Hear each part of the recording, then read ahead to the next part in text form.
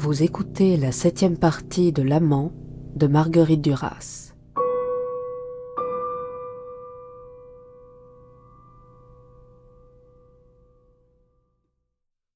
Je veux emmener avec moi Hélène Lagonelle, là où chaque soir, les yeux clos, je me fais donner la jouissance qui fait crier. Je voudrais donner Hélène Lagonelle à cet homme qui fait ça sur moi pour qu'il le fasse à son tour sur elle. Ceci en ma présence, qu'elle le fasse selon mon désir, qu'elle se donne là où moi je me donne. Ce serait par le détour du corps d'Hélène Lagonelle, par la traversée de son corps que la jouissance m'arriverait de lui, alors définitive, de quoi en mourir. Je la vois comme étant de la même chair que cet homme de Cholène, mais dans un présent irradiant, solaire, innocent, dans une éclosion répétée d'elle-même, à chaque geste, à chaque larme, à chacune de ses failles, à chacune de ses ignorances. Hélène Lagonelle, elle est la femme de cet homme de peine qui me fait la jouissance si abstraite, si dure, cet homme obscur de Cholène, de la Chine. Hélène Lagonelle est de la Chine. Je n'ai pas oublié Hélène Lagonelle. Je n'ai pas oublié cet homme de peine. Lorsque je suis partie, lorsque je l'ai quitté, je suis restée 2 ans sans m'approcher d'aucun autre homme, mais cette mystérieuse fidélité devait être à moi-même. Je suis encore dans cette famille, c'est là que j'habite, à l'exclusion de tout autre lieu. C'est dans son aridité, sa terrible dureté, sa malfaisance que je suis le plus profondément assuré de moi-même, au plus profond de ma certitude essentielle, à savoir que plus tard j'écrirai. C'est là le lieu où plus tard me tenir une fois le présent quitté, à l'exclusion de tout autre lieu. Les heures que je passe dans la garçonnière de Cholène font apparaître ce lieu-là dans une lumière fraîche, nouvelle. C'est un lieu irrespirable, il côtoie la mort, un lieu de violence, de douleur, de déshonneur. Et tel est le lieu de Cholène. De l'autre côté du fleuve, une fois le fleuve traversé. Je n'ai pas su ce qu'est devenue Hélène Lagonelle, si elle est morte. C'est elle qui est partie la première de la pension, bien avant mon départ pour la France. Elle est retournée à Dallas. C'était sa mère qui lui avait demandé de revenir à Dallas. Je crois me souvenir que c'était pour la marier, qu'elle devait rencontrer un nouvel arrivant de la métropole. Peut-être que je me trompe, que je confonds ce que je croyais qui arriverait à Hélène Lagonelle avec ce départ obligé réclamé par sa mère. Que je vous dise aussi ce que c'était, comment c'était. Voilà, ils volent les boys pour aller fumer l'opium. Ils volent notre mère, ils fouillent les armoires. Ils volent, ils jouent. Mon père avait acheté une maison dans l'entre-deux-mer avant de mourir. C'était notre seul bien. Il joue. Ma mère la vend pour payer les dettes. Ce n'est pas assez, ce n'est jamais assez. Jeune, il essaie de me vendre à des clients de la coupole. C'est pour lui que ma mère veut vivre encore, pour qu'il mange encore, qu'il dorme au chaud, qu'il entende encore appeler son nom. Et la propriété qu'elle lui a achetée près d'Amboise, 10 ans d'économie. En une nuit hypothéquée, et tout le produit de la coupe des bois que je vous ai dit, en une nuit. Il a volé ma mère mourante. C'était quelqu'un qui fouillait les armoires, qui avait du flair, qui savait bien chercher, découvrir les bonnes piles de draps, les cachettes. Il a volé les alliances, ces choses-là, beaucoup, les bijoux, la nourriture. Il a volé d'eau, les boys, mon petit frère. Il l'aurait vendue, elle, sa mère. Quand elle meurt, il fait venir le notaire tout de suite, dans l'émotion de la mort. Il sait profiter de l'émotion de la mort. Le notaire dit que le testament n'est pas valable, qu'elle a trop avantagé son fils aîné à mes dépens. La différence est énorme, risible. Il faut qu'en toute connaissance de cause, je l'accepte ou je le refuse. Je certifie que je l'accepte, je signe. Je l'ai accepté. Mon frère, les yeux baissés, merci. Il pleure, dans l'émotion de la mort de notre mère. Il est sincère. À la libération de Paris, poursuivi sans doute pour fait de collaboration dans le Midi, il ne sait plus où aller. Il vient chez moi. Il est très doux, affectueux comme toujours après ses assassinats ou lorsqu'il lui faut vos services. Mon mari est déporté. Il compatit. Il reste 3 jours. J'ai oublié, quand je sors je ne ferme rien. Il fouille. Je garde pour le retour de mon mari le sucre et le riz de mes tickets. Il fouille et prend. Il fouille encore une petite armoire dans ma chambre. Il trouve. Il prend la totalité de mes économies, 50 000 francs. Il ne laisse pas un seul billet. Il quitte l'appartement avec les vols. Quand je le reverrai, je ne lui en parlerai pas. La honte est si grande pour lui, je ne le pourrai pas. Après le faux testament, le faux château Louis XIV est vendu pour une bouchée de pain. La vente a été truquée, comme le testament. Après la mort de ma mère, il est seul. Il n'a pas d'amis, il n'a jamais eu d'amis.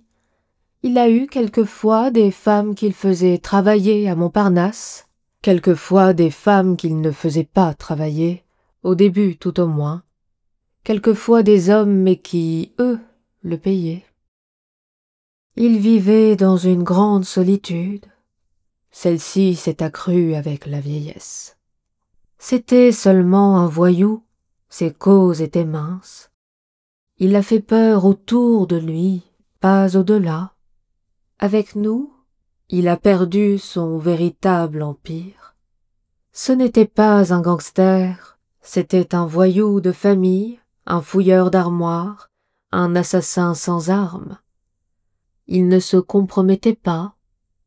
Les voyous vivent ainsi qu'ils vivaient, sans solidarité, sans grandeur, dans la peur. Il avait peur. Après la mort de ma mère, il mène une existence étrange. À Tours, il ne connaît que les garçons de café pour les tuyaux des courses et la clientèle vineuse des pokers d'arrière-salle. Il commence à leur ressembler, il boit beaucoup, il attrape les yeux injectés, la bouche torve. À Tours, il n'a plus rien. Les 2 propriétés liquidées, plus rien. Pendant 1 an, il habite un garde-meuble loué par ma mère. Il dort pendant 1 an dans un fauteuil. On veut bien le laisser entrer, rester là 1 an, et puis il est mis dehors.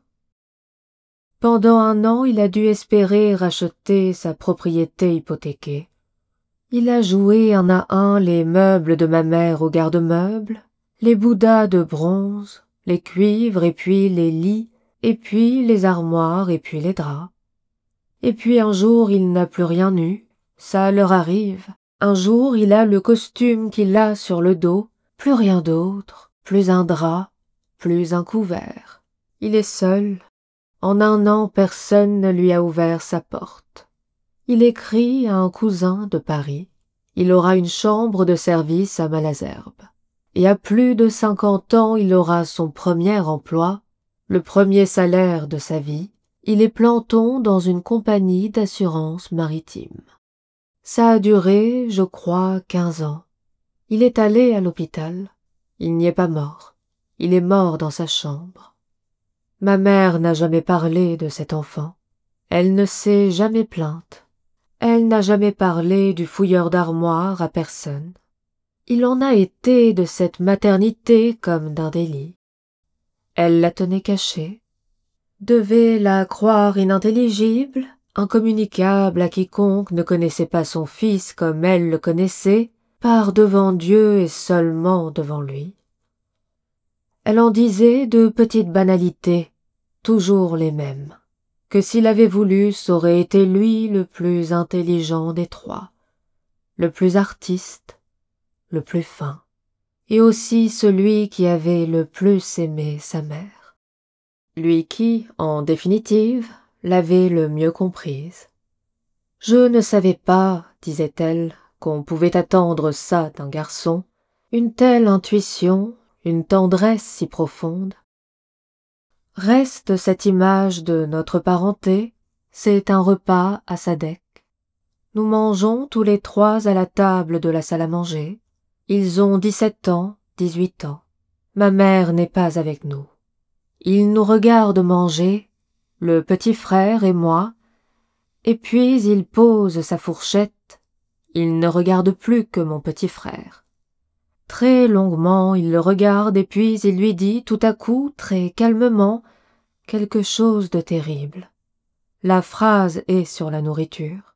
Il lui dit qu'il doit faire attention, qu'il ne doit pas manger autant. Le petit frère ne répond rien. Il continue. Il rappelle que les gros morceaux de viande, c'est pour lui qu'il ne doit pas l'oublier. Je ne peux plus manger. Le petit frère non plus. Il attend que le petit frère ose dire un mot, un seul mot. Ses poings fermés sont déjà prêts au-dessus de la table pour lui broyer la figure. Le petit frère ne dit rien.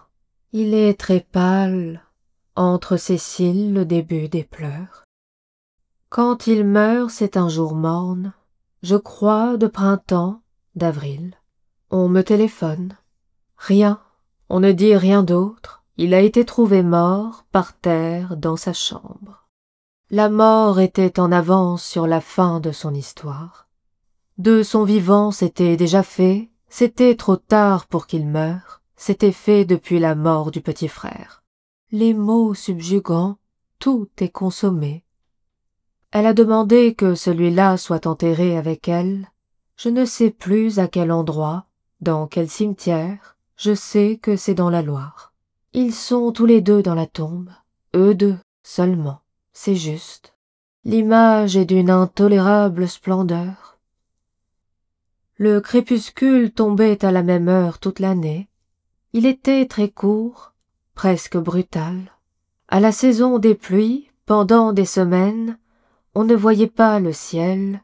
Il était pris dans un brouillard uniforme que même la lumière de la lune ne traversait pas. En saison sèche, par contre, le ciel était nu, découvert dans sa totalité, cru. Même les nuits sans lune étaient illuminées, et les ombres étaient pareillement dessinées sur les sols, les eaux, les routes, les murs. Je me souviens mal des jours. L'éclairement solaire ternissait les couleurs, écrasées. Des nuits, je me souviens. Le bleu était plus loin que le ciel. Il était derrière toutes les épaisseurs. Il recouvrait le fond du monde. Le ciel, pour moi, c'était cette traînée de pure brillance qui traverse le bleu, cette fusion froide au-delà de toute couleur. Quelquefois, c'était à Villenongue, quand ma mère était triste, elle faisait atteler le tilbury et on allait dans la campagne voir la nuit de la saison sèche. J'ai eu cette chance, pour ces nuits, cette mer. La lumière tombait du ciel dans des cataractes de pure transparence, dans des trombes de silence et d'immobilité. L'air était bleu, on le prenait dans la main, bleu. Le ciel était cette palpitation continue de la brillance de la lumière. La nuit éclairait tout, toute la campagne de chaque rive du fleuve jusqu'aux limites de la vue. Chaque nuit était particulière, chacune pouvait être appelée le temps de sa durée. Le son des nuits était celui des chiens de la campagne. Ils hurlaient au mystère. Ils se répandaient de village en village jusqu'à la consommation totale de l'espace et du temps de la nuit. Dans les allées de la cour, les ombres des pommiers canneliers sont d'encre noire. Le jardin est tout entier figé dans une immobilité de marbre, la maison de même, monumentale, funèbre. Et mon petit frère qui marchait auprès de moi et qui maintenant regarde avec insistance vers le portail ouvert sur l'avenue déserte. Une fois il n'est pas là devant le lycée. Le chauffeur est seul dans l'auto noir. Il me dit que le père est malade, que le jeune maître est reparti pour Sadek, que lui, le chauffeur, a reçu l'ordre de rester à Saïgon pour m'amener au lycée, me reconduire à la pension. Le jeune maître est revenu au bout de quelques jours. De nouveau il a été à l'arrière de l'auto noir, le visage détourné pour ne pas voir les regards, toujours dans la peur. Nous nous sommes embrassés, sans un mot, embrassés, là nous avons oublié devant le lycée, embrassés. Dans le baiser il pleurait, le père allait vivre encore. Son dernier espoir s'en allait, il le lui avait demandé. Il l'avait supplié de le laisser me garder encore avec lui contre son corps. Il lui avait dit qu'il devait le comprendre, qu'il devait lui-même avoir vécu au moins une fois une passion comme celle-ci au cours de sa longue vie, que c'était impossible qu'il en ait été autrement. Il l'avait prié de lui permettre de vivre à son tour, une fois, une passion pareille. Cette folie-là, cet amour fou de la petite fille blanche, il lui avait demandé de lui laisser le temps de l'aimer encore avant de la renvoyer en France, de la lui laisser encore 1 an peut-être, parce que ce n'était pas possible pour lui de laisser déjà cet amour. Il était trop nouveau, encore trop fort, encore trop dans sa violence naissante, que c'était trop affreux encore de se séparer de son corps, d'autant, il le savait bien, lui, le père, que cela ne se reproduirait jamais plus. Le père lui avait répété qu'il préférait le voir mort.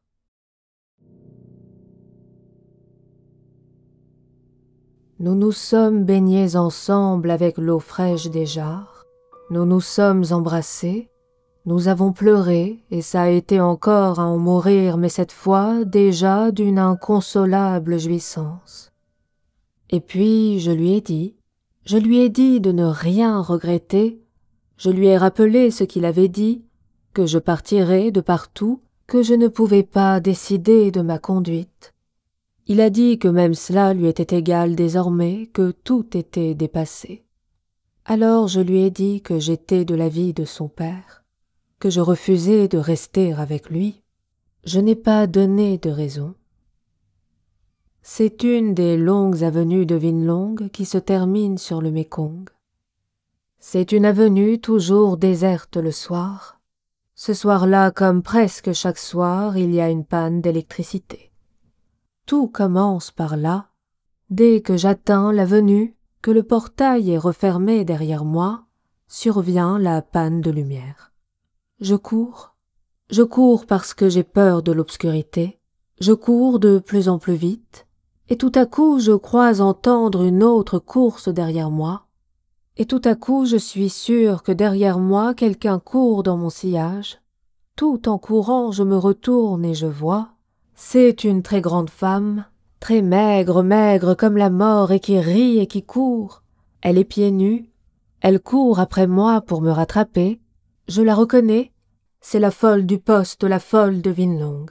Pour la première fois je l'entends, elle parle la nuit, le jour elle dort et souvent là dans cette avenue, devant le jardin. Elle court en criant dans une langue que je ne connais pas. La peur est telle que je ne peux pas appeler. Je dois avoir 8 ans. J'entends son rire hurlant et ses cris de joie, c'est sûr qu'elle doit s'amuser de moi. Le souvenir est celui d'une peur centrale. Ce que l'on peut avancer, c'est le souvenir de cette certitude de l'être tout entier, à savoir que si la femme me touche, même légèrement, de la main, je passerai à mon tour dans un état bien pire que celui de la mort, l'état de la folie. J'ai atteint le jardin des voisins, la maison, j'ai monté les marches et je suis tombée dans l'entrée. Je suis plusieurs jours ensuite sans pouvoir raconter du tout ce qui m'est arrivé.